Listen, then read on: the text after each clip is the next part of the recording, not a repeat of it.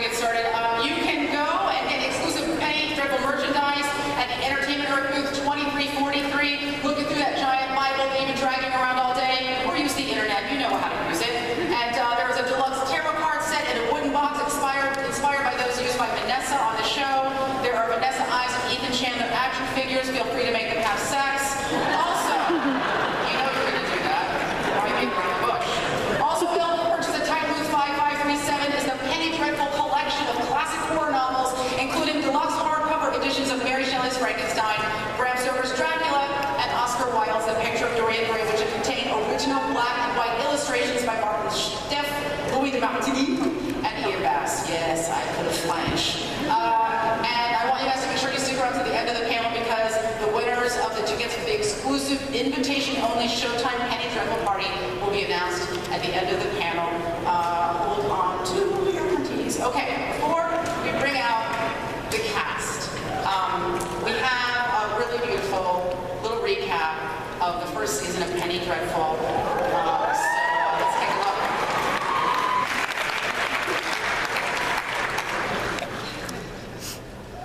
I'm really excited to be here. So I'm going to try to manage my emotions. The reason that I'm here is because I'm a massive fan of this show. And I was tweeting about it like a fruitcake. And the Showtime people saw and said, would you like to host the panel? So I am here because I'm a fan. I am a Dreadful. Penny Dreadful is on its face a bold and ambitious Victorian horror mashup, but it is so much more than that. Through classic horror themes reimagined, melancholy, humanity, depravity, and transcendence, we get a meditation on the primal nature of good and evil, sexuality, love, and the monstrousness that resides in all of us. The word demi-monde means half-world, or demi-monde, a world beneath. But in this show, it refers to a world transcendent, at once hidden and roiling in shadows, and also floating above us all, transcendent and radiating divine light. Elegant, not me like me, elegant, literate, sexy, and haunting. Penny Dreadful is truly wonderful, and I cannot wait for you to meet the cast. So please welcome to the stage the creator and showrunner of Penny Dreadful, Mr. John Logan.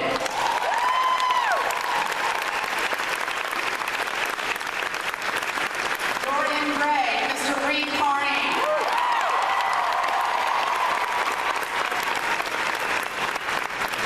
Dr. Victor Frankenstein, Mr. Harry Treadaway. And Ethan Chandler, Mr. Josh Hartnett.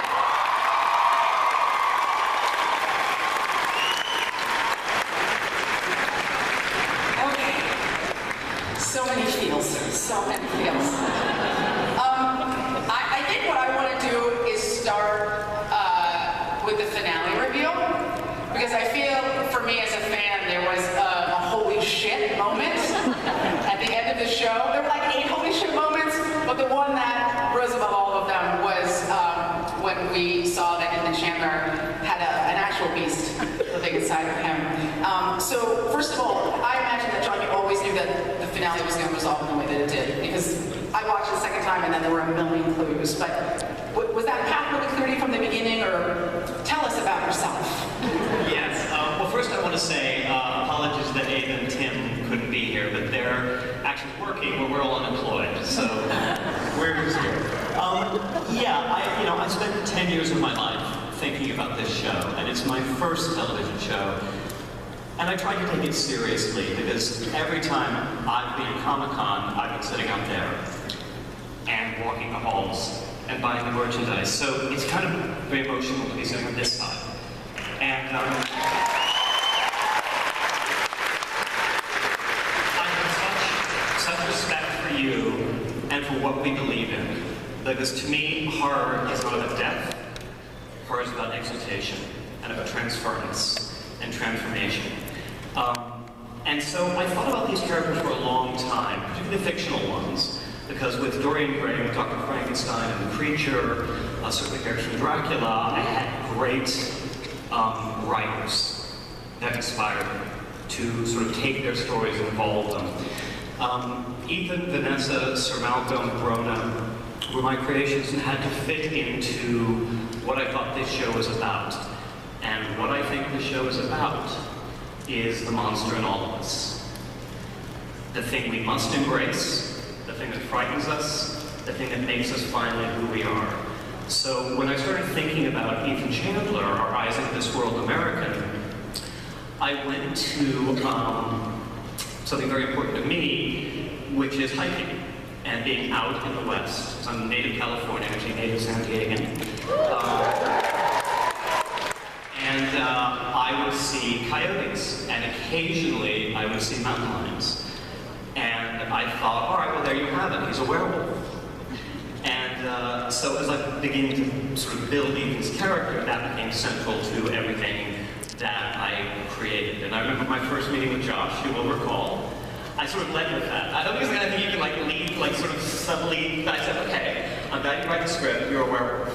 You know, which at that point, it would, the meeting would be over, it would go on, but thankfully it went on. I was able to read the first 2 episodes before I met John, and it just kind of felt like an inevitable yes. I mean, there was not much that he could have said that would have turned me off to the project because it's so well written. But the werewolf thing was actually more of a, for me, it made me feel more ingrained in the actual world of this, of Penny Dreadful, because everybody else had their secrets. I wanted one. I want to kill somebody. I'm as nervous as anything right now. I was telling these guys about this one other time, and for 30 days a night, and I told these guys backstage, you know, just act, you won't be able to see anybody out there, it's not that big a deal, and I'm like... Yeah, I had to pee like for 7 or 8 days, so yeah, this is constant. I understand. I want to talk about, just before we delve a little bit more into the characters on the show, you were talking about the fact that you've been thinking about this show, this world for 10 years. Was there a moment where the world came to you? Because it's a pretty innovative mashup, and it's very rooted in its, you know, in its literary roots, and it's very grounded. I think a lot of times people feel that horror can be kind of very portray and broad, but this is just, it's so granular and so so thoughtful. So when was the moment you thought, I'm going to crystallize all of these myths into one? It came from like all the television shows from William Wordsworth. Oh yes. Reading a lot of romantic poetry about 10 years ago. At a period in my life, I was frankly depressed, and I found solace in reading those poets that led me eventually back to Mary Shelley's Frankenstein, which I hadn't read in years. And I read it, and I wept. You know, I was so moved by that story of those 2 monstrous creations that are partly angel and partly devil, so equally. And I thought, well, this is a fascinating world. And, you know, really in a way, it has to do with how I grew up as a gay man before it was perhaps as socially acceptable as it is now.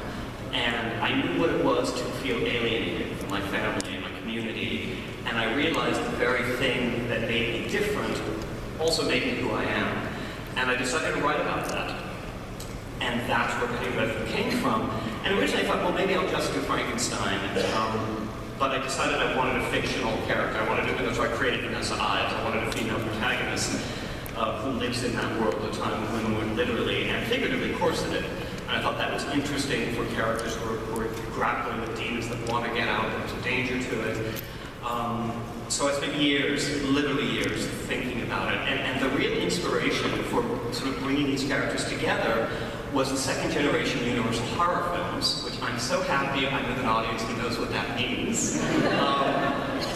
You know, when all of a sudden the characters and the origin myths started mixing, and you had the Transylvanian Count and the British Doctor, and you had all this monsters sort of coming together and forming a new cosmology.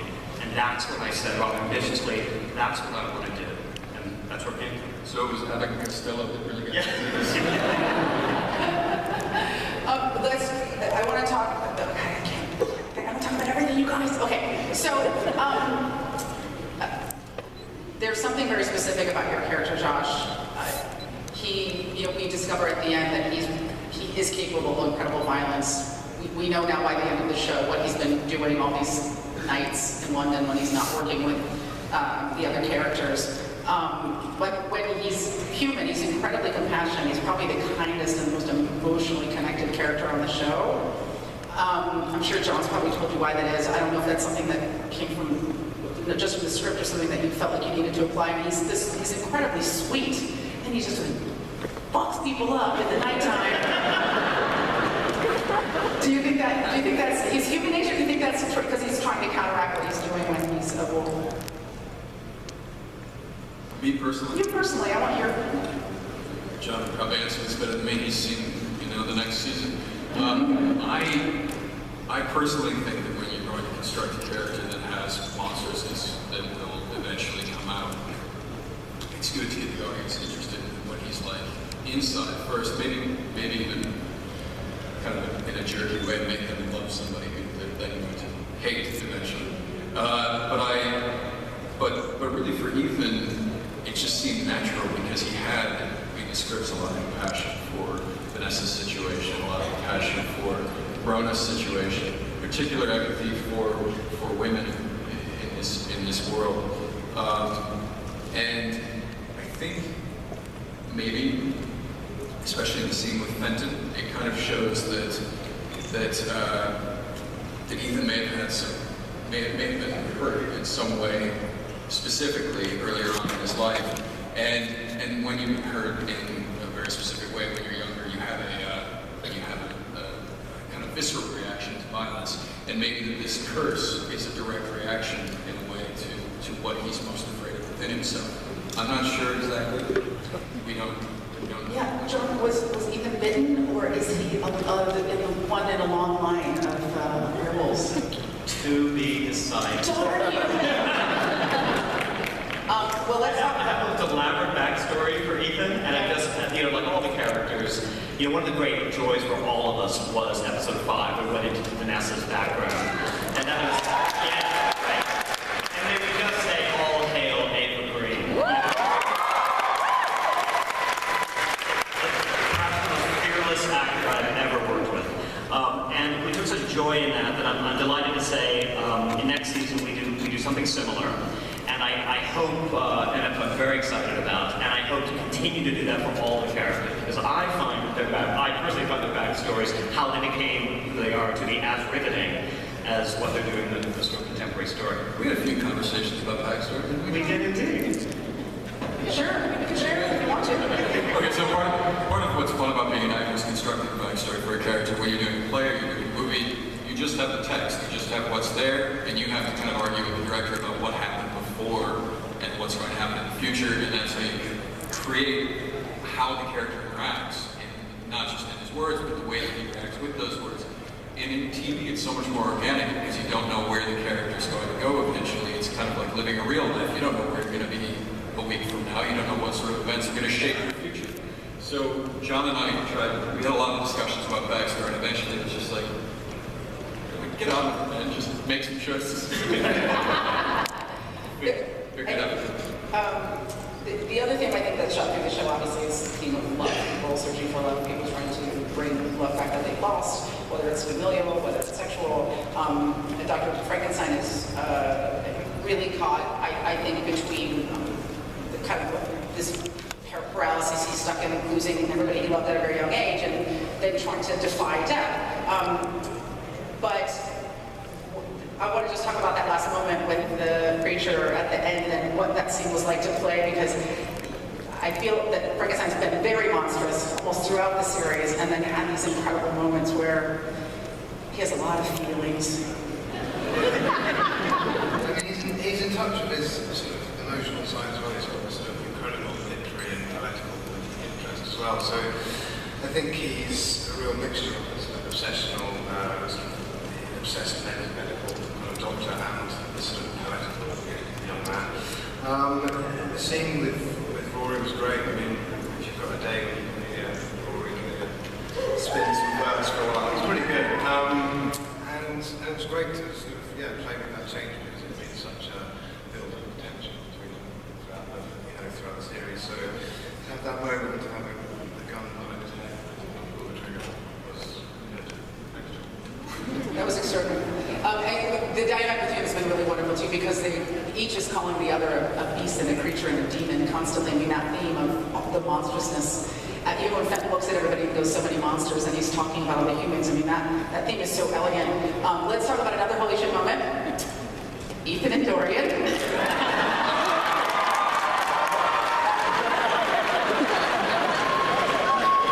Did you guys know that was coming? When I originally got the part, I didn't know within about a week we got the episode 4 script, and I realized, and I told John, you better cast a hot guy as Ethan, and he did, so. I want to ask John, and I want to ask John, and I want to ask the actors, because I know what my theories are, but this is my panel. Sorry, you guys, I'm not even looking at you, I'm just brought up. I wanted to hear from you guys what that meant. You know, I think out in the fanosphere, people feel a lot of different ways about that union. I thought it was extraordinary, but I want to hear what you felt about what Ethan was going through and what Dorian was going through in that moment. Whether that is a relationship that they formed that's going to continue. Right, you know, as a gay man, I thought it would be corrupted and organic not to deal with all forms of sexuality in the show, as I believe we try to deal with all iterations of what it is to be human, from the romantic to the psychosexual to the sexual to the horrific to the psychological to the theological, and I wanted to explore that in every conceivable way I could. So, you know, I've been asked a lot, well, is Ethan gay or bi, and what's Dorian's story? Is he just, you know, on the sexual? And, you know, the question to me is almost irrelevant, because I believe human beings behave in the moment in a way that is true for them. And let's face it, it's 2014. We can have people be true in sexual way.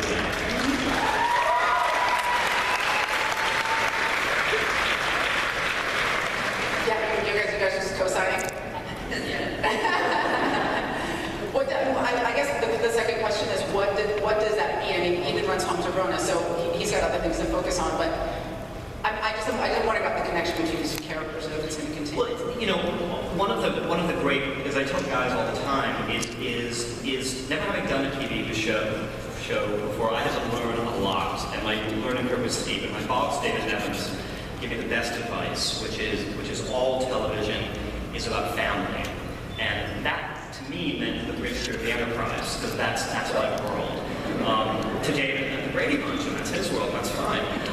And so I structured the 8 hours to build a family and to bring them together.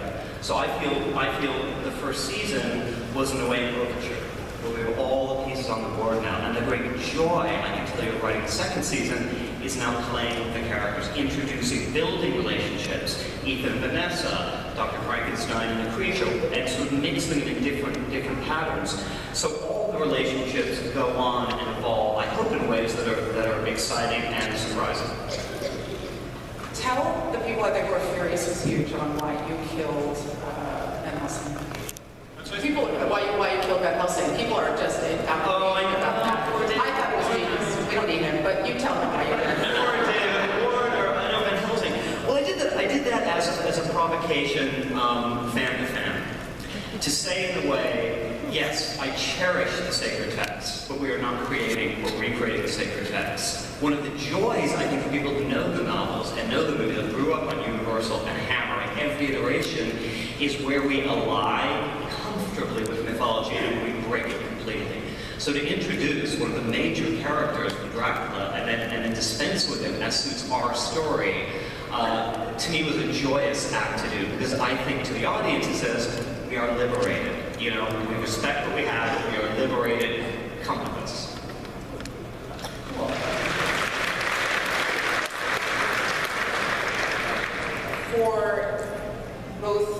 For Dorian, the Dorian character, for Harry and for me, you guys were both recreating characters that you know really well. And I wonder how much of what you had known about those characters before you brought, I mean, they're very much new iterations of these characters and feel very fresh and very different, but I wonder how much of what you knew about those characters bled in to you create these characters, or whether you just rejected everything you knew about them previously. I felt it was my duty as an actor to at least study the work, and I brought that, let John know that I was going to do